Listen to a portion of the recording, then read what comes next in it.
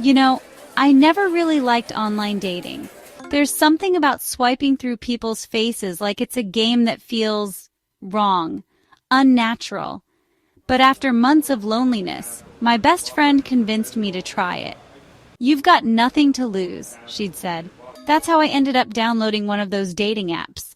At first, I just scrolled aimlessly, swiping left more often than right. Then I saw him. Aaron. His profile was, well, perfect. He was good-looking in a clean-cut, charming way. Dark hair, green eyes, the kind of smile that could make you forget your own name. His bio was simple but funny.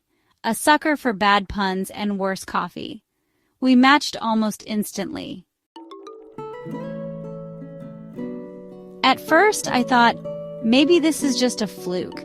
No way this guy is real. But as we started chatting, it didn't feel like a fluke. He was kind, attentive, and funny in a way that didn't feel forced. Within days, I felt like I'd known him forever. He asked me questions about my favorite books, my hobbies, even my dream vacation. It felt natural, easy. A week later, he asked me out to dinner. I was nervous but excited. It had been so long since I'd been on a real date. He offered to pick me up, but something about that didn't feel right. Call it instinct, but I told him I'd meet him at the restaurant instead. The place he chose was a cozy little Italian spot on the edge of town. When I arrived, he was already there waiting at a table near the window. The moment I saw him, I froze. He was even better looking in person, like he'd stepped straight out of a magazine. His dark hair was perfectly styled, his smile warm and inviting. I couldn't believe someone like him was interested in me. Dinner started smoothly.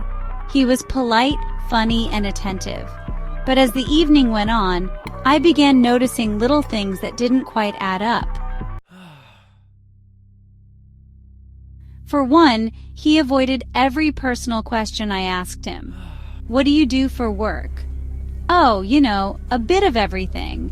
"Where are you from originally?" "Here and there." It was like he had mastered the art of saying a lot without actually saying anything. And then there was the blinking, or rather, the lack of it. He didn't blink, not once.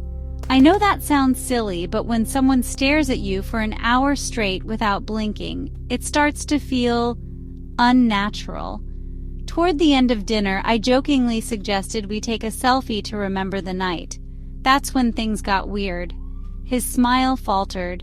For a moment, his expression went completely blank, like I'd said something offensive. Then he forced a tight smile and said, "I don't like photos." The way he said it sent a chill down my spine. After dinner, he insisted on walking me to my car. As we reached it, he leaned in close and said, "I had a great time, Jessica. You're exactly what I've been looking for."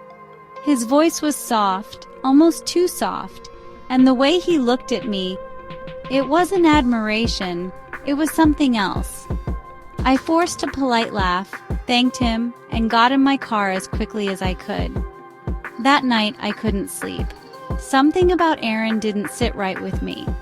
The next morning, I opened the app to look at his profile again, but it was gone.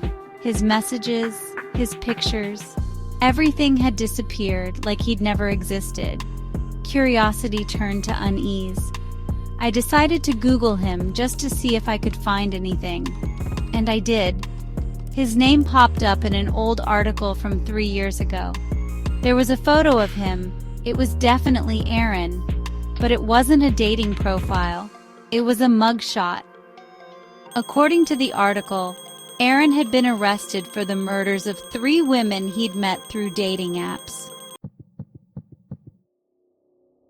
My heart sank. I called the police immediately, but when I told them his name, the officer on the other end sounded confused. "That's not possible," he said. "Aaron died in custody 2 years ago." That night, I couldn't shake the feeling that I wasn't alone. Every creak of the floorboards, every gust of wind outside my window felt amplified. Around midnight, my phone buzzed. My heart stopped. It was a message from an unknown number. The text read, "Thanks for dinner, Jessica. Can't wait to see you again."